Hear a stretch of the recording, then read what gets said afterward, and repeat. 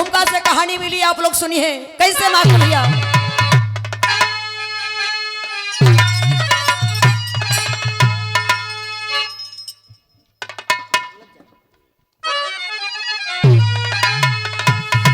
जोग तप साधना भाव भक्ति भजनी,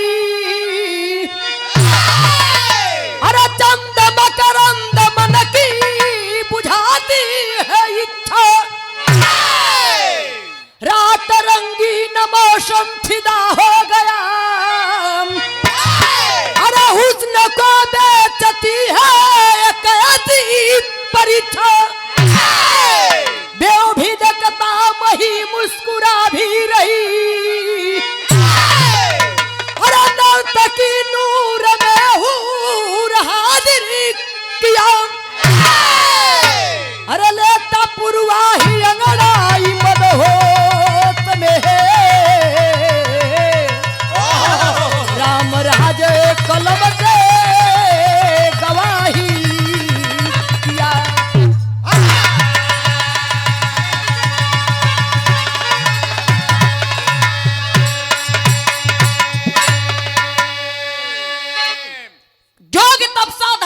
भक्ति भजन चंद मकरंद मन की बुझाती है इच्छा, रात रंगीन मौसम फिदा हो गया।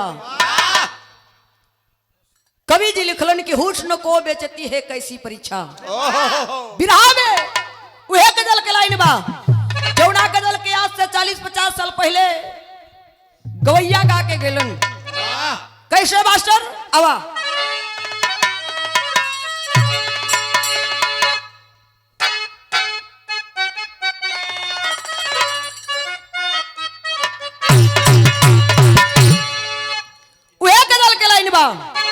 कि अरे केसरी का गंध लेके, कि अरे केसरी का गंध लेके पुरवा चलल,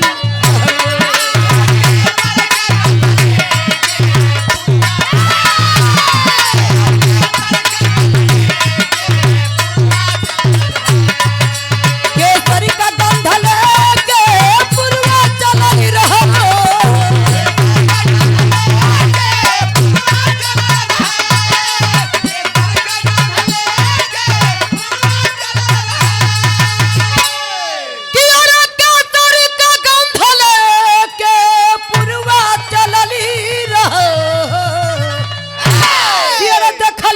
तोहरे घरवा के, ये देखली कि तोहरे घरवा के खिड़की खुलल,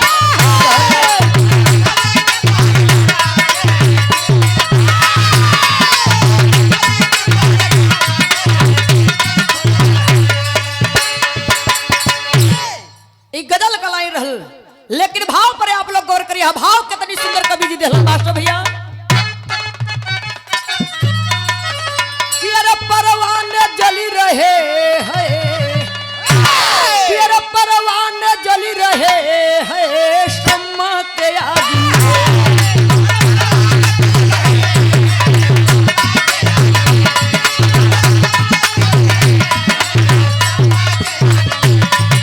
परवाने जल रहे हैं शम्मा के आगे,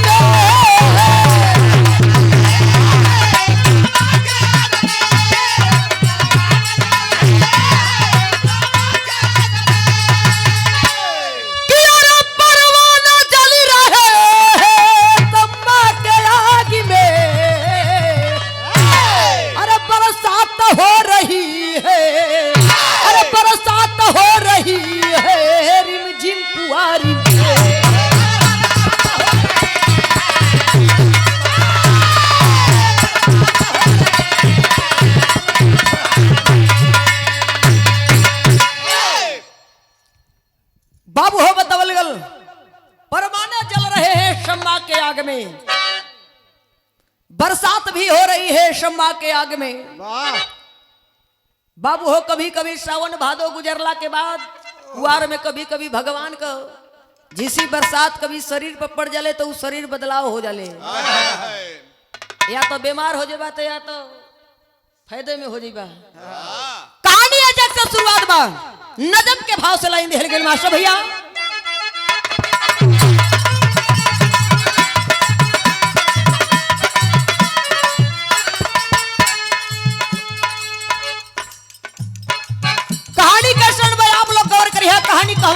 गई बा।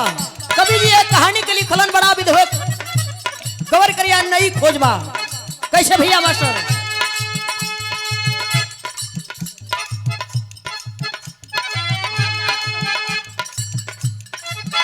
कि अरे सुर नर मुनि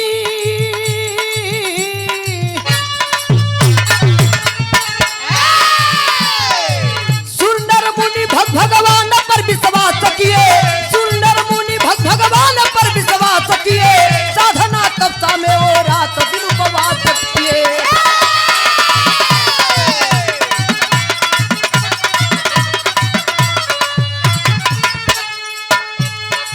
राजा भर्तृहरि की जोग की परीक्षा है, राजा भर्तृहरि की जोग की परीक्षा है, घूम घूम गाँव गाँव मांग रहे भिक्षा है।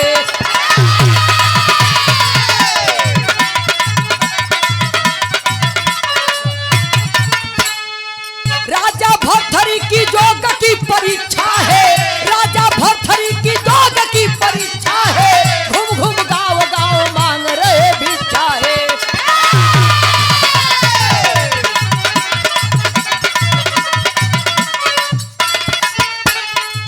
दे दो माता भिक्षा जोगी एक आया है, दे दो माता भिक्षा जोगी एक आया है, नजर उठा के देखे लिपटा एक भोगी है।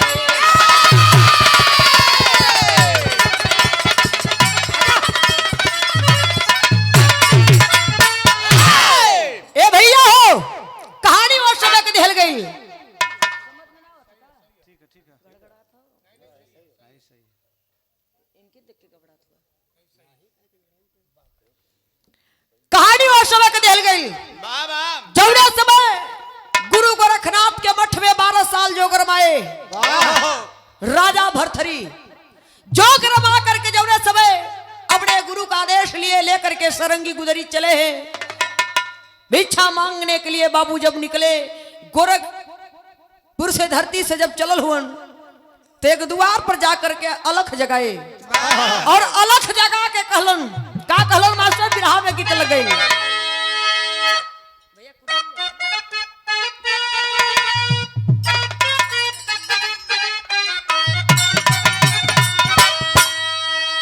देखी पहले के जो गवैया गा के चल गए उ केहू ना होई,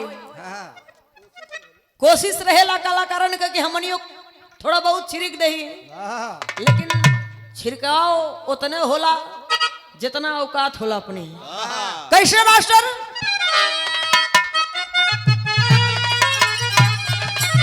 एक गीत के बनारस के गवैया हमारे स्वर्गीय बुल्लू गुरुजी गावे, हमारे बाबू बताओ कि बुल्लू गुरुजी ऐसे ही गावे, लेकिन कैसे गाओ मास्टर भैया तहु कोशिश करा।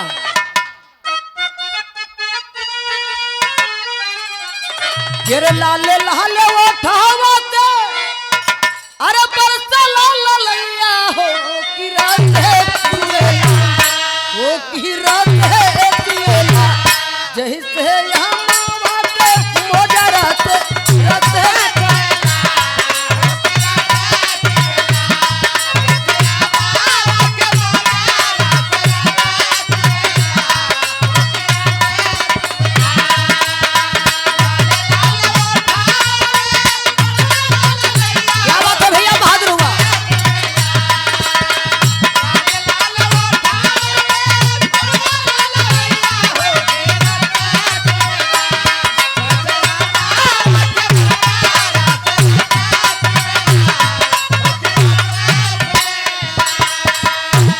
लेकिन भाई अहो आप लोग कहानी पर गौर करिए।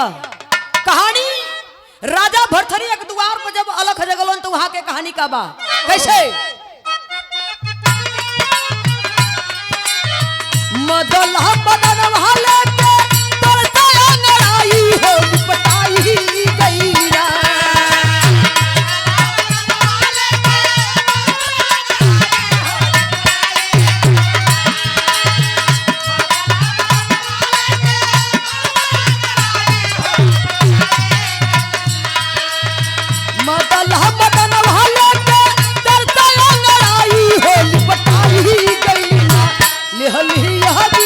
लगाई हो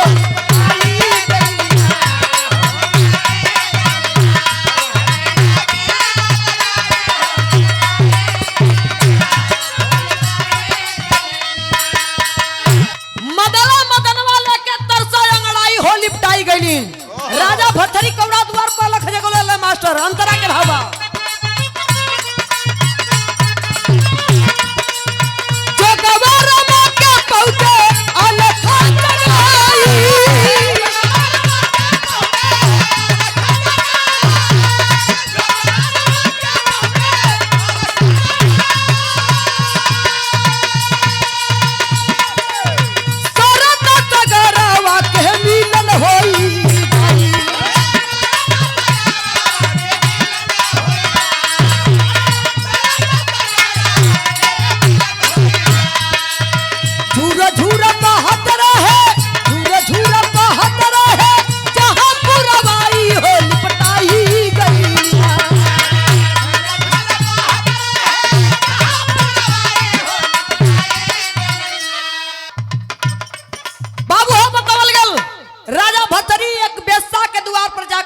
जगाए थे। लेकिन जब नजर पड़ल राजा भरथरी को नजर झुक गई। राजा भरथरी के मन में गलानी होए लगल कि रे बाप लगा था कि जीवन में हमार जोग पूरा ना हुई। अपने मन के अपने आप के कोसा लगल राजा भरथरी। जब कोसा लगलन तब हेल का मास्टर बिरहा में फिर गीत के लाइन बा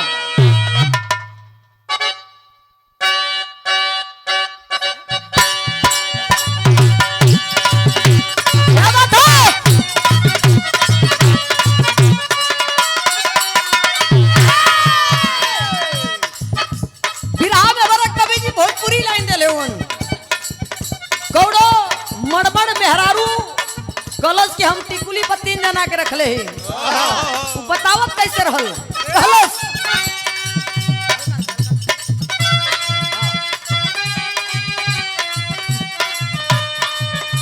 बतावत है मेहरारू ललकी टिकुलिया लहरे दहार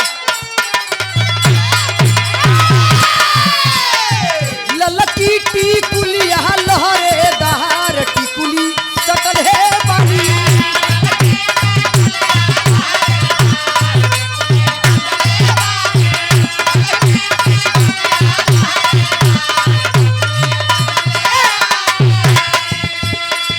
यही रे टिकुलिया पर 3 जना के रखले पानी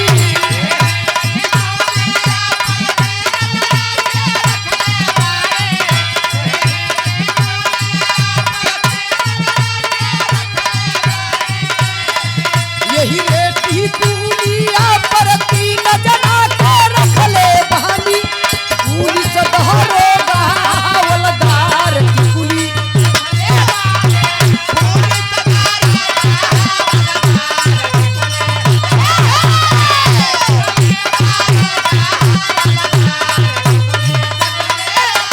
ए बाबू हो कहानी पर आप लोग गौर करिए। जब राजा भरथरी का नजर और नारी पर पड़ल तो नारी करत का रहली नग बदन होकर के अपने आशिक के साथ जीवन के मौज उठावत रहली। लेकिन राजा भरथरी का जब नजर पड़ल तब हेल का मास्टर बिरहा में भाव बा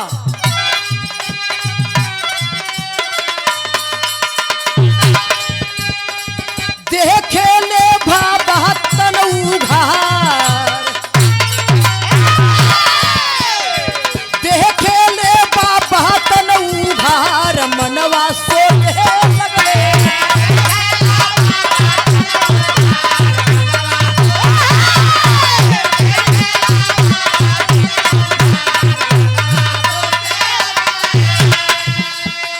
कहना है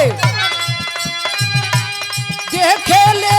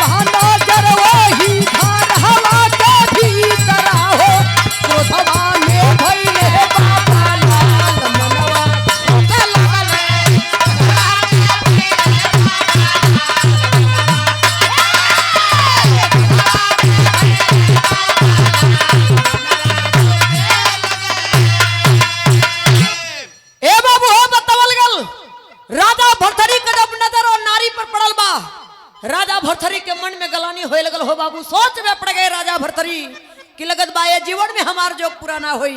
लेकिन राजा भरथरी कैलन का,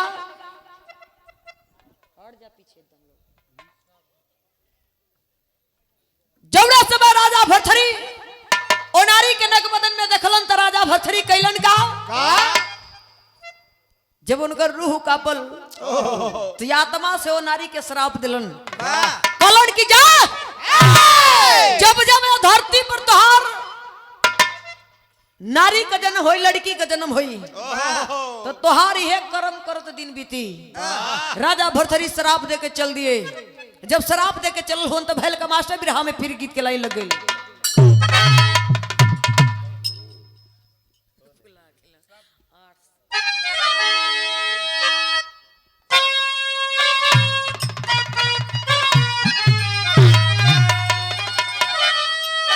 एक गीत छठ पूजा पर गवाले,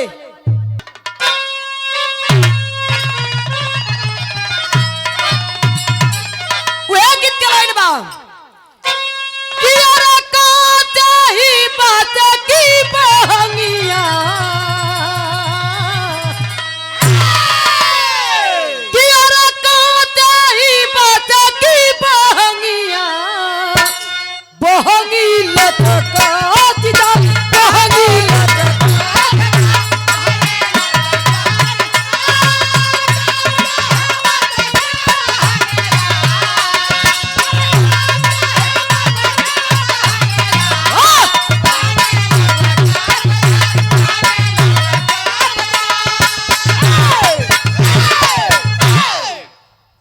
लेकिन राजा भरथरी जब शराब दिलन और चल रहलन सरंगी गुदरी उठा करके जब चले है बाबूजी, तो राजा भरथरी को उस समय रूप का रहल मास्टर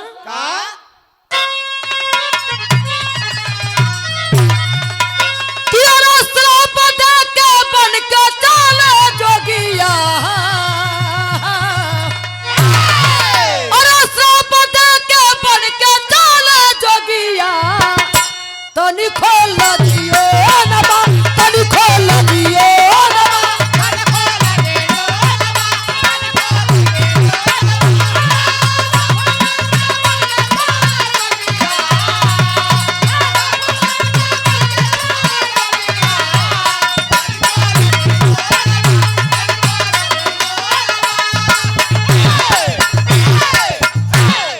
श्राप दे के बन के चले जोगिया।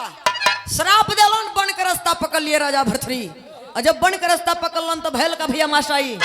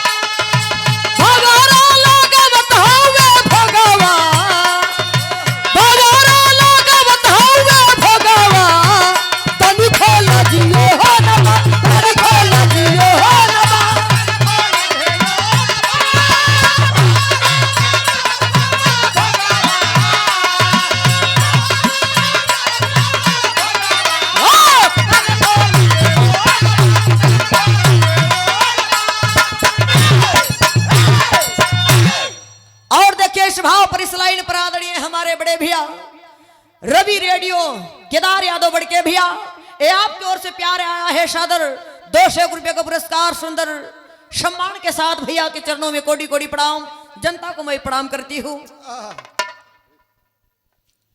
राजा भरथरी कहे कि बन करके 20 साल उठावत हूँ पानी, ऐसा निर्लज ना देखली जवानी। जब 12 साल गुरु गोरखनाथ के मठ में रहलो तो केहू से भेंट ना हो तो कैसे पता उनके चली कि जवानी का चीज होले। राजा भरथरी सरंगी गुदरी टेवत पहुंचलन कहा जहां आज के 1 महीना पहले कुंभ मेला लगल रहा, अमृत नहान प्रयागराज इलाहाबाद। जब राजा भरथरी जब वो बालू रेता में पहुंचे, संगम पर पहुंचे जब बाबू हो, तो वहां के नजारा देखलन। का नजारा देखलन मास्टर? बिरहा में श्रोठी के भाव लग गल।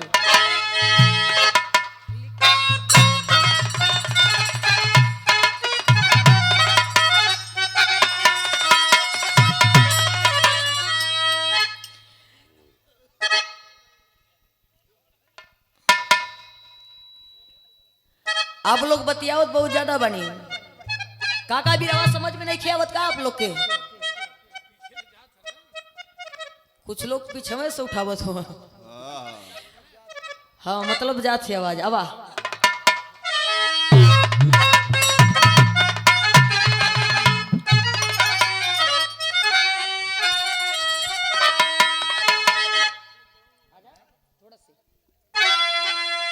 वाह क्या बात है। राजा भरथरी जब पहुंचल वन संगम तो वहां के नजारा देखलन। का नजारा देखलन? रे भीखिया मंगहता बीती गईले कुछ दिनवा, रे बीती कुछ दिनवा हो, पहुंचे है नदिया की किनारन हो किया हो राम रे।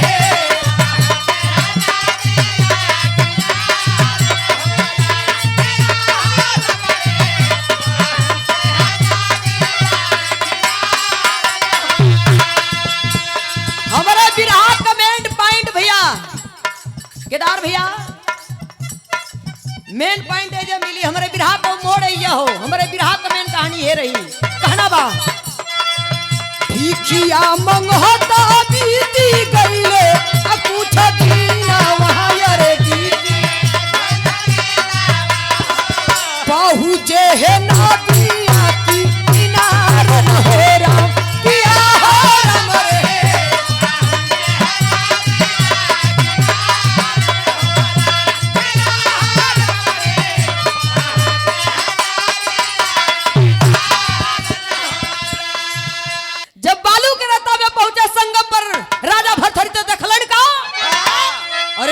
तवा में देखला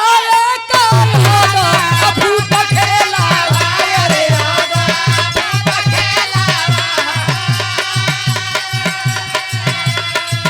रे तवा में देखला भूत खेला, रे भूत खेला हो, गावे कान ताल बन के भावल हो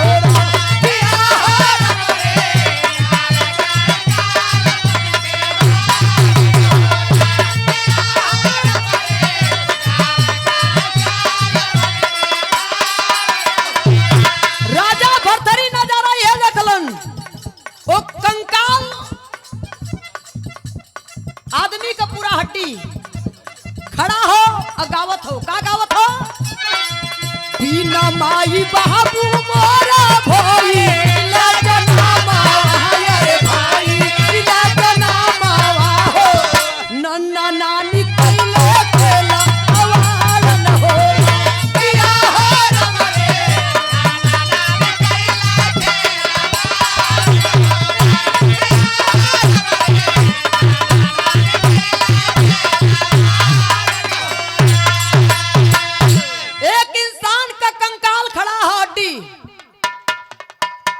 डमरू बजावत हो गावत हो, कलश की बिना माई बाबू के धरती पर जन्म हो। अब पालन पोषण के कैलस नन्ना नानी। एक बात और कहलस, का कहलस?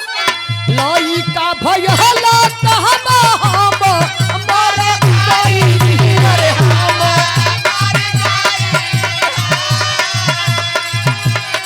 लई का भयला कहबा हम मारे गई रे हम, मारे गई हो जोगी सोच मन के है राम रे।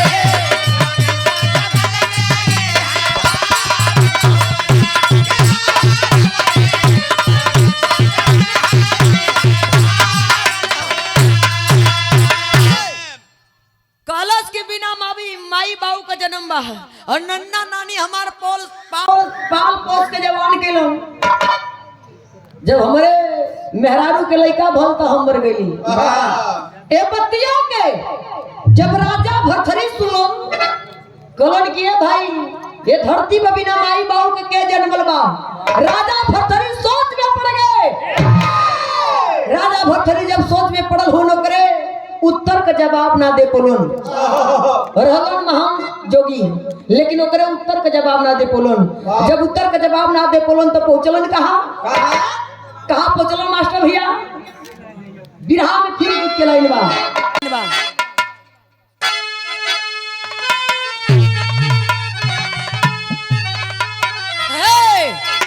एक गीत के स्वर्गीय रामदेव गुरु जी गावे हमरे बनारस काशी के गवैया रहलो। ओहो क्या बात है, खोल के थोड़ा ऊंची आवाज में बतियो। मतलब अभी होली को उतरल नहीं किया बाए लोग के। अब टुन आओ मास्टर भैया।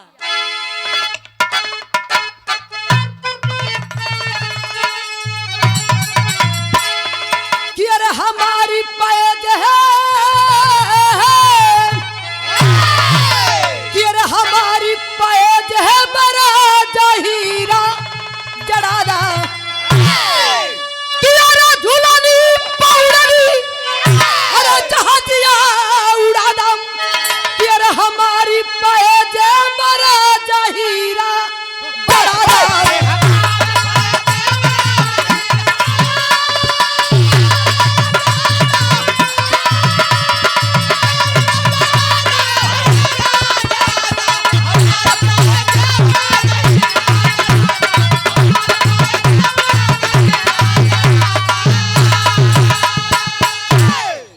लेकिन बाबू हो बतावल गए राजा भरथरी जब वो कंकाल के प्रश्न का जवाब ना देलन तो वहां से सरंगी गुदरी उठौलन और टेवट टेवट धीरे धीरे पहुंचलन कहां?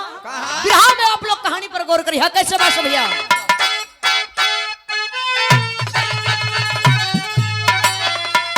अरे सोचल जोगिया अरे सोचल जोगिया जय अपने ही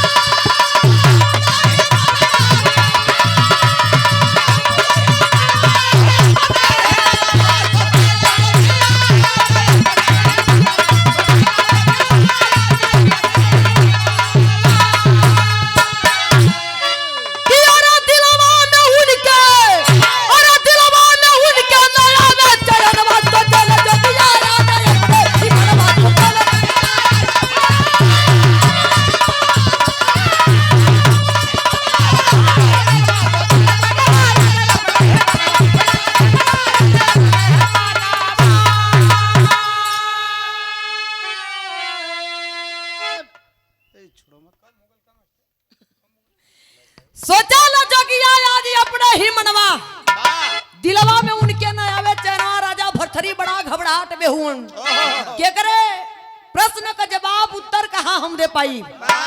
सोचत हुन मन में कि हमर के जोग रमौले बिरथा हो वहां और लीला रहल यहाँ आई अजरज देखावत। जब राजा भरथरी चलल होन त भेल का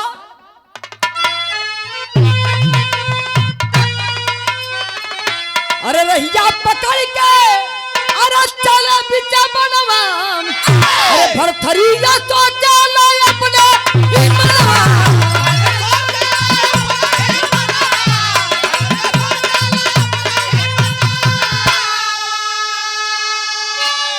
अरे मंदिर में साधु तंगे अरे मंदिर में साधु तंगे कोई जनवा तो चले जो दिया राजा अपने ही मनवा तो चले।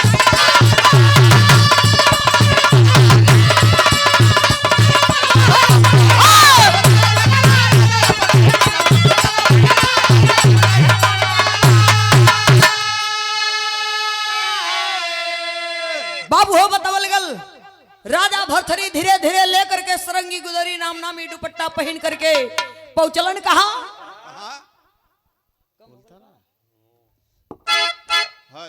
अयोध्या के धरती पर।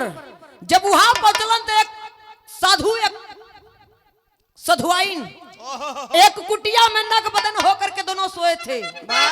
जब राजा भरथरी देखलन दुनहुन के नजारा तो कपार पकड़ के वही बैठ गेलन। जब राजा भरथरी बैठ गेलन तो शर्म के मारे राजा भरथरी जवनी रामनामी दुपट्टा ओढ़ले रहलन, घिस करके वो नारी के ऊपर जवने समय फेंकले बाड़न। जब वो नारी के ऊपर पड़ल हो बाबू रामनामी दुपट्टा जर के राख भेल बा। जब जर के राख भल तब राजा भरथरी अवाक हुए। अवाक होकर के सोच में पड़ गेलन, एक तो नग बदन में सुतल हो, दूसरे हमार चादर पड़ले राख हो गल, मतलब का बा? राजा भरथरी सोच में पड़ गलन, प्रश्न कर लगलन, सवाल करने लगे। राजा भरथरी कैसे? साधु बाबा से। जब साधु बाबा से सवाल करलन तो बिरहा में टेरी लग गई।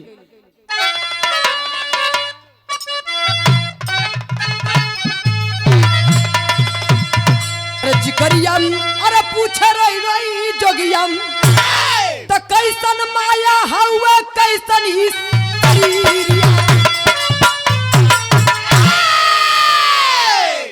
जिकरिया पूछे रो जोगिया, सवाल कर देते हैं साधु बाबा से राजा भरथरी कि कैसन माया होई। जिकरिया पूछे रो जोगिया कैसन माया हुआ कैसन ही शरीरिया। राजा भरथरी कहलन कैसन नारी हो। तब साधु बाबा उठ के मुस्कियलन और मुस्किया के राजा भरथरी के बतावत होन। बिरहा में बुल्लू दादा वाली फिर गीत लग गई।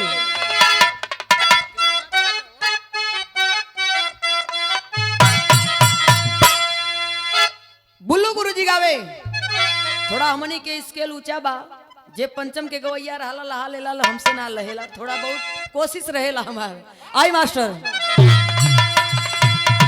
कितनी लैला हो कितनी लैला हो बलमुआ हमके छोरा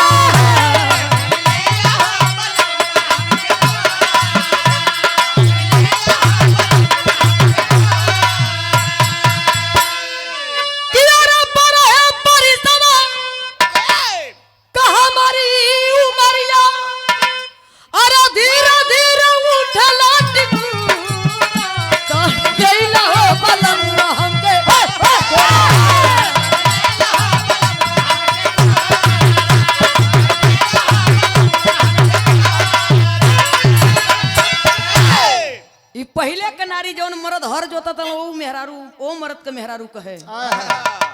पहले नारिन का खाब सिंगार ओढ़ पहने सब कुछ अलग रहल। पहले लक्ष्मी के लिपस्टिक ना चले।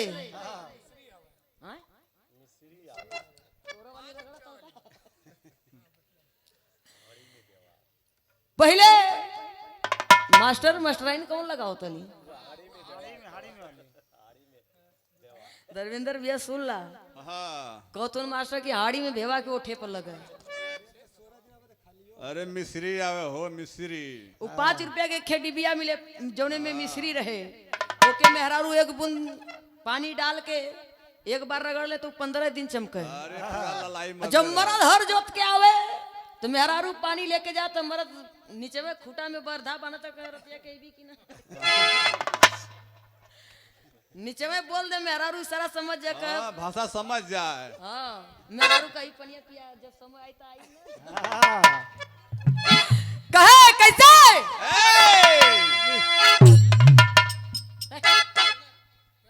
एक बार ले ले तो हो गया।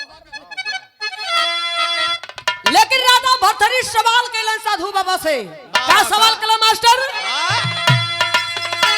केरे नंगी साधु केरे नंगी साधु के दबावेले चरानिया।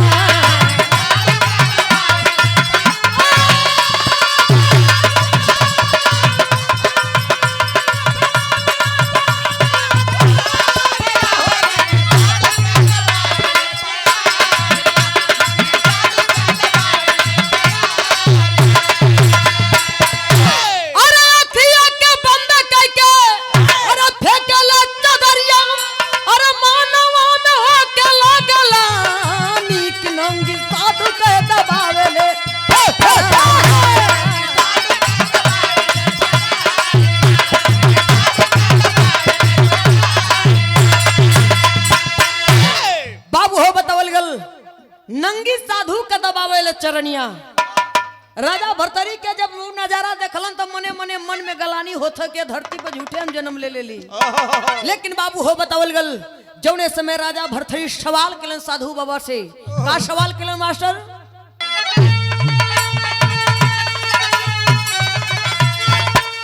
अरे याद कैला पहले का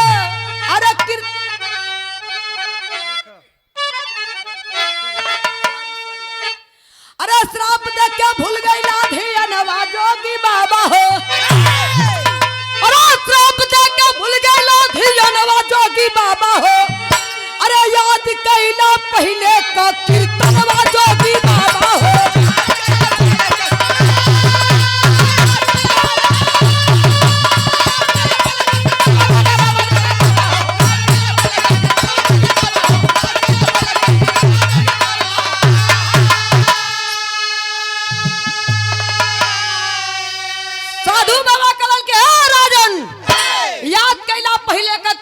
जोगी बाबा हो कहलन का अरे भिक्षा मांगत पहुंचल हला। अरे इनके ये दुआर हो नग बदन में लेके लिपटी रही अपनी यार हो। अरे महुर हो गईलो सजरिया जोगी बाबा हो। अरे याद कैला पहले को कीर्तनवा जोगी बाबा हो। कलन के राजन काहे को सवाल कर रहे हो? कहलन की याद करा ये राजन जौड़े दिन अपने गुरु गोरखनाथ के मठ से सरंगी गुदरी लेके अलख जगौले रहला के द्वार पर कौनो बढ़िया द्वार ना रहले राजा द्वार के कर रहल। तब साधु बाबा का बतिया सुन के राजा भरथरी कलन बता दा कलन की एक बेस्सा के द्वार पर गए थे। जब साधु बाबा का बात सुनलन राजा भरथरी उनके याद नहीं खेबा कि हम साधु बाबा से फिर सवाल करी। जब साधु बाबा बतौलन कि कोनो दूसर नारी ना बाड़ीन हम उहे मर्द बाड़ी ई नारी उहे बाड़ीन जौने नारी के जौने मर्द के देखले रहला नग बदन में हमन दोनों जाने लिपटल रहली। आप जब देखला तो हमनी दोनों जने के श्राप दे देला कला कि जब जब ये धरती पर तो लोग जन्म लेबा तो यह करनी कर तब तो लोग का कर दिन बीती। ए राजन आज हमनी उहे श्राप को करनी भोग भोगत बाड़ी।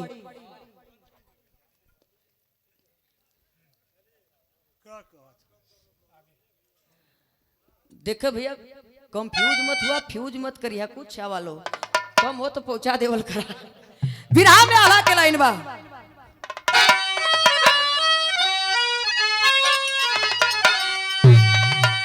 केर दूसरी हो बतिया अरे बताई दे बा साधु बाबा।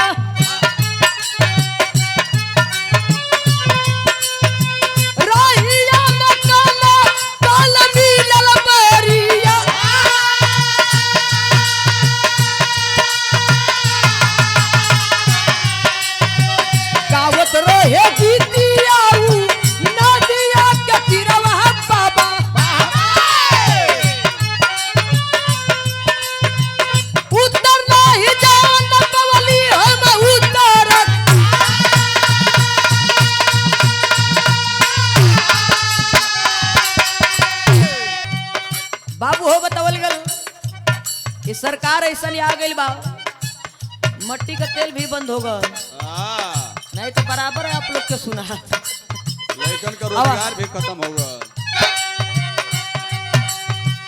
गावत रहे गीतिया नदिया के तिरवा बाबा उतर नहीं जान पवली हम उतर।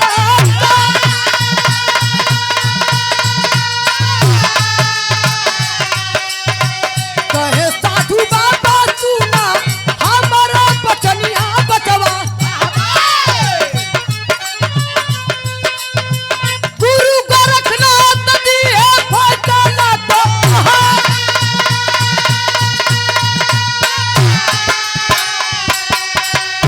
ए भैया हो राजा भरतरी जब इतनी बात कलन की यार रहिया में हमके कंकाल मिलल है साधु बाबा उहे गावत रहल के बिना माई बाबू का जन्म पौले बाड़ी नन्ना नानी पालन पोषण कइने लइका भइल तो हम मर गइली तोरे पल्ले हो तो बता दा हम जाके जवाब दे दही। लेकिन इतनी बात जब साधु बाबा सुनलन हो बाबू राजा भरथरी का हथवा जोड़ के खड़ा भइलन कलन ए राजन हमारे पास भी नहीं है कलन की जौने मठ से आप जोग रमूले हुआ ए उत्तर का जवाब वही मठ में मिल जाए आपके। जौने समय राजा भरथरी साधु का जब जवाब बोले हुन चलल हुन कहा अपने गुरु गोरखनाथ के मठ में जब चलल हुन तो यहाँ खड़ी के लाइन में बतावल गल कैसे मास्टर भैया।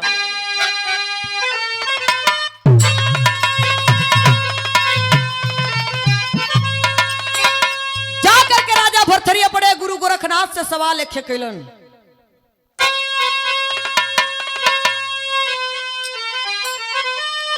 हीरा का कीमतिया अरे पहचाने जो हरी तो हमरा प्रश्न का जवाब बता दे हरी।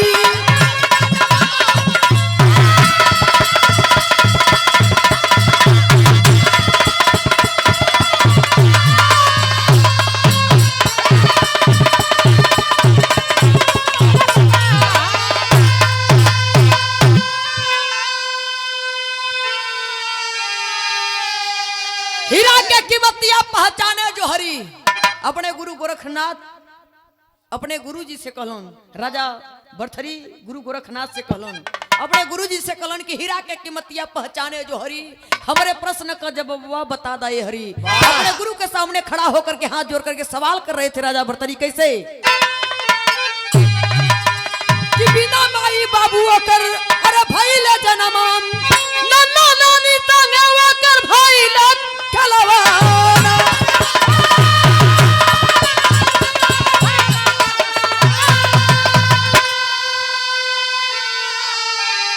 अरे लइका भरत अरे हम मर गइली ए बतिया के तहु के गुरु सोचे के पड़ी हमरा प्रश्न का जवाब बता दे हरी।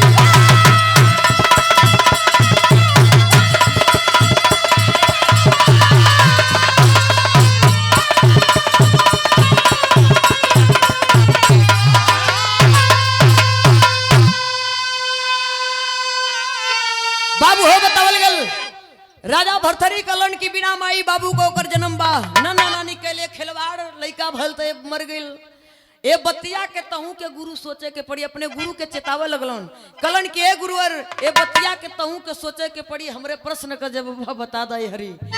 राजा भरथरी सारी सच्चाई अपने गुरु जी से बतौलन। गुरु गोरखनाथ जब इतनी बात सुनलन तो बतौलन अपने चेला के का बतौलो मास्टर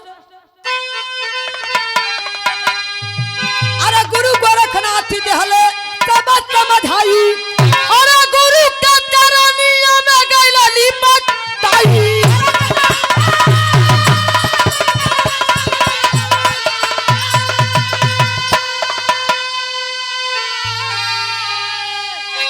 अरे कीर्ति का गई है तोर जगवाया गुरु हमरा प्रश्न का जवाब बता दे हरी।